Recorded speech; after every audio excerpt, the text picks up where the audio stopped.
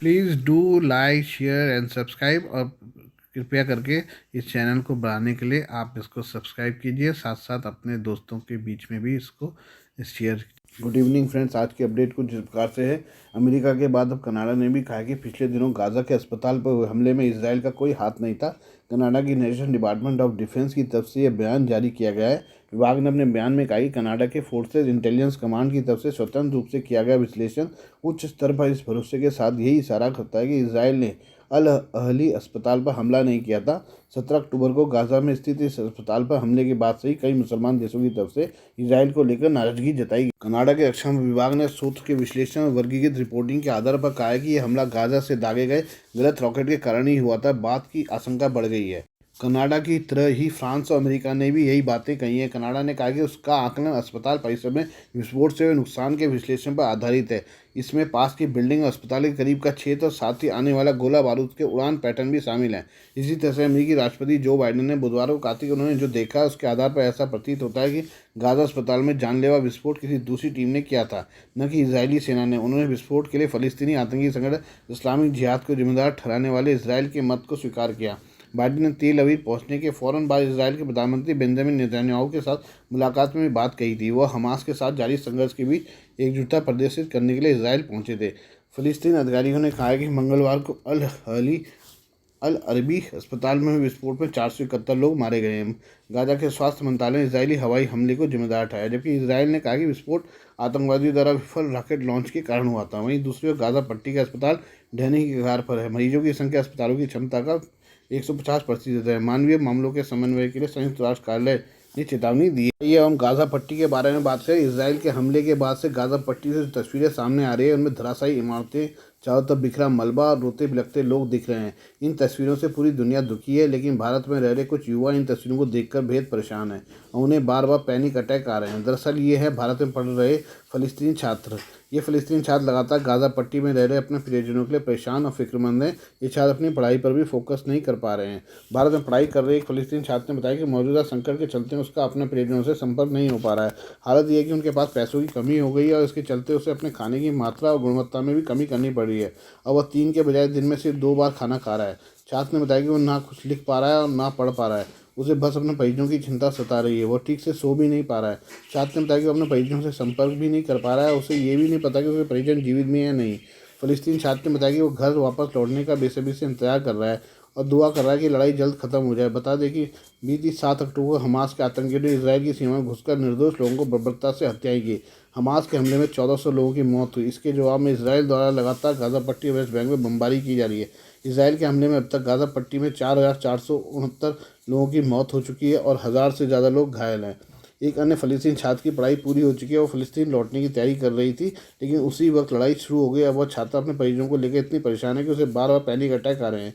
फ़लस्तीनी छात्रों की शिकायत यह है कि इस मुश्किल वक्त में फ़लस्तीन दूतावास की तरफ से भी उसे कोई मदद नहीं दी जा रही है। फ़लस्तीन दूतावास उन्हें कोई जानकारी नहीं दे रहा है। फ़लस्तीनी छात्रों ने बताया कि उनके कुछ दोस्तों और शिक्षकों द्वारा उनकी आर्थिक मदद की जा रही है, जिसकी वजह से वो यहाँ किसी तरह से रह पा रहे हैं। फ़लस्तीनी छात्रों ने यह भी बताया कि उनके कुछ सहपाठी इसराइल का समर्थन कर रहे हैं, जिससे उनके संबंध भी खराब हुए हैं। उन्होंने कहा कि कई छात्र फ़लस्तीन का समर्थन कर रहे हैं। कई फ़लस्तीनी छात्र अपनी पढ़ाई पूरी कर चुके हैं और फ़लस्तीन लौटने की तैयारी कर रहे हैं। हालांकि लड़ाई शुरू होने से वो भारत में फंस गए हैं। अब गाज़ा लौटने के लिए उनके पास सिर्फ रफ़ा क्रॉसिंग का रास्ता है, लेकिन अभी वहाँ से सिर्फ राहत सामग्री को ही गुजरने की इजाज़त दी जा रही है। और इसराइल से जो खबरें आ रही है उसके अनुसार इसराइल की सेना ने वेस्ट बैंक के जेनिन क्षेत्र में अल अंसार मस्जिद परिसर में स्थित आतंकी संगठन हमास और इस्लामिक जिहाद के कमांड सेंटर पर हवाई हमला किया है। इजरायली सेना ने बताया कि खुफिया जानकारी से पता चला था कि मस्जिद परिसर का इस्तेमाल इजरायली नागरिकों के खिलाफ आतंकवादी हमलों की योजना बनाने और उन्हें अंजाम देने के लिए कमांड सेंटर के रूप में किया जा रहा था। एक स्थानीय चिकित्सक के हवाले से मीडिया रिपोर्ट में दावा किया कि इस हमले में 2 लोगों की मौत हुई है। हालांकि अभी कुछ पुष्टि नहीं हुई है। इससे पहले वेस्ट बैंक के नूर शम्स शरणार्थी शिविर में इजरायली सुरक्षा बलों के ऑपरेशन में 5 बच्चों सहित 13 फिलिस्तीनी मारे गए थे। हमास के खिलाफ युद्ध के बीच इजरायली सेना ने शनिवार को आतंकी ठिकानों पर हमले की तेज करने की अपनी योजना की जानकारी दी थी। साथ ही गाजा शहर के लोगों से अपनी सुरक्षा के लिए दक्षिण गाजा की तरफ प्लान करने को कहा था। हमास समूह द्वारा 2 अमेरिकी बंदियों को रिहा करने के बीच इजरायली पीएम बेंजामिन नेतन्याहू ने एक बार फिर गाज़ा को जीतने तक जंग का संकल्प लिया और रात भर गाज़ा में कई निशानों पर भारी बमबारी जारी रखी।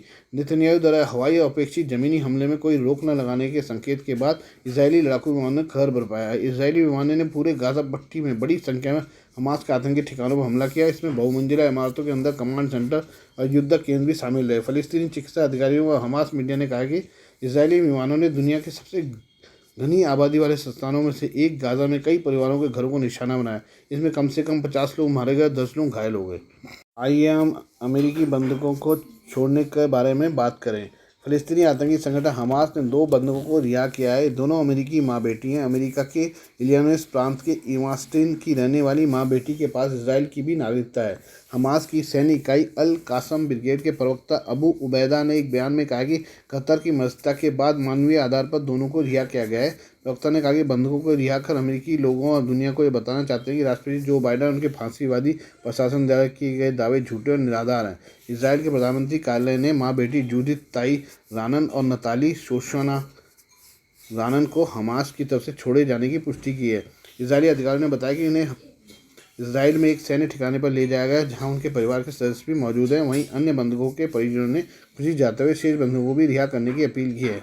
अमेरिकी राष्ट्रपति जो बाइडन ने हमास द्वारा रिहा की गई माँ बेटी से फ़ोन पर बात की और मदद का आश्वासन दिया। राष्ट्रपति बाइडन ने एक्स पर एक पोस्ट में लिखा, मैंने अभी भी हमास द्वारा बंधक बनाए जाने के बाद रिहा की गई 2 अमेरिकी नागरिकों से बात की। मैंने उन्हें बताया कि अमेरिकी सरकार उनकी पूरी मदद करेगी।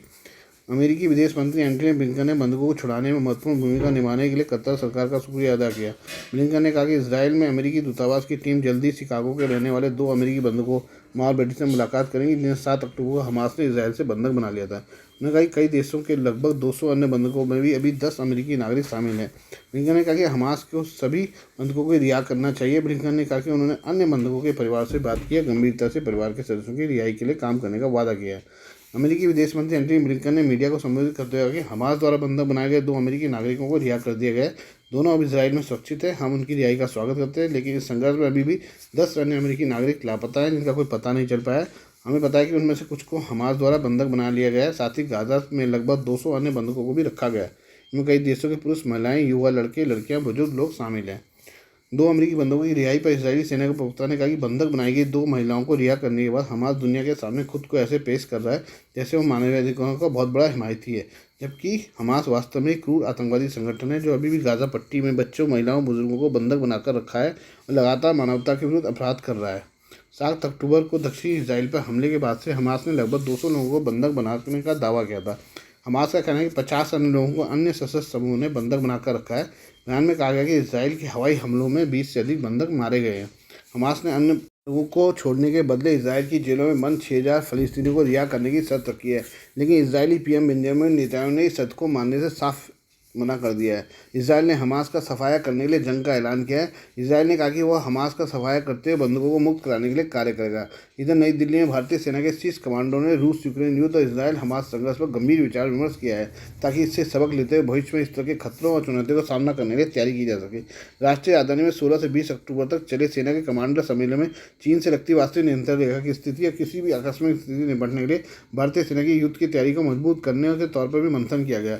अधिकारियों ने बताया कि सम्मेलन में वर्तमान में उभरते सुरक्षा परिदृश्यों में विचार विमर्श किया गया। भारतीय सेना की परिचालन तैयारियों की समीक्षा की गई है। हम अमेरिकी रक्षा मंत्रालय के पेंटागन की एक रिपोर्ट के बारे में बात करें।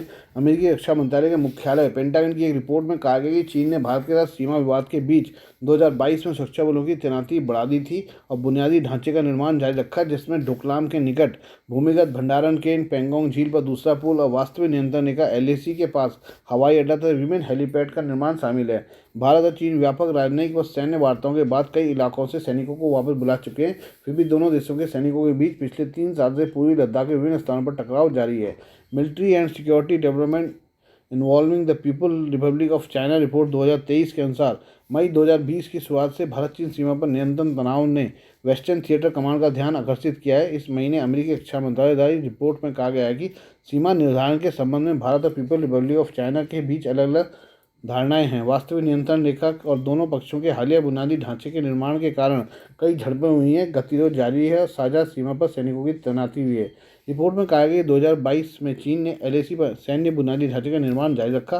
रिपोर्ट के अनुसार इस बुनियादी ढांचे में डोकलाम के पास भूमिगत भंडारण सुविधाएं, LAC के सभी 3 क्षेत्रों में नई सड़कें, पड़ोसी भूटान में विवादित क्षेत्रों में नए गांव, पैंगोंग झील पर दूसरा पुल, हवाई अड्डा और कई हेलीपैड शामिल। रिपोर्ट में कहा गया कि जून 2020 में गलवान घाटी में पीआरसी और भारतीय गश्ती दल के बीच हुई हिंसक झड़प के बाद वेस्टर्न थिएटर कमांड ने भारी संख्या में पीपल लिबरेशन आर्मी के सैनिकों को एलएसी पर तैनात कर दिया था। भारत और चीन के बीच सैनिकों के बीच 15 जून 2020 को गलवान घाटी में हुई झड़प के बाद दोनों देशों के रिश्ते काफ़ी तनावपूर्ण हो गए थे। रिपोर्ट में कहा गया कि 2023 में भी एलएसी पर वेस्टर्न थिएटर कमांड की तैनाती जारी रहने की आशंका है।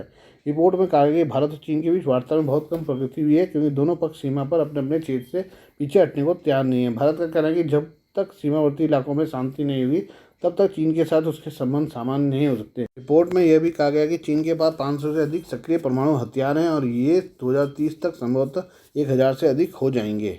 आज के लिए बस इतना ही। बाकी मिलते हैं कल आपसे नई खबरों के साथ। धन्यवाद।